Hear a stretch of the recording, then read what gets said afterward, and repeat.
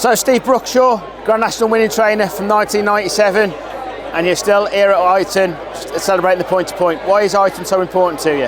Eyton always used to be the best meeting in the area to me.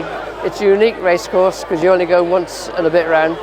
There's 13 fences on one circuit, and it was unique in the fact that none of the other courses in the area were like you had to ride them different.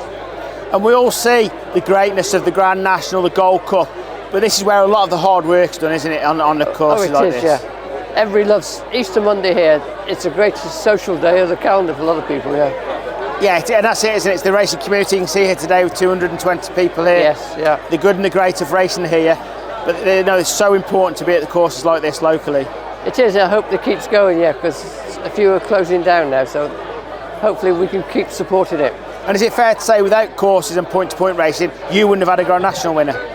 Very true, yes. No, I wouldn't, because I started in point-to-pointing and that was it.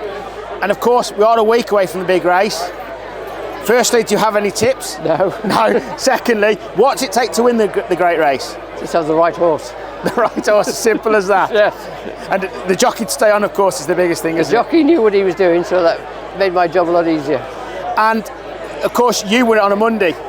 Yes. So, you're very, very unique in the racing industry. Well, yes, it's a nervous weekend.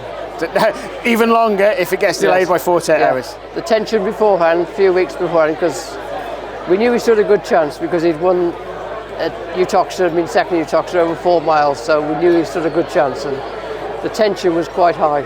More tension at Aintree or at Eyton? Oh, definitely Aintree, because it's such a big occasion, isn't it? Thank you, Steve, thank you. Okay.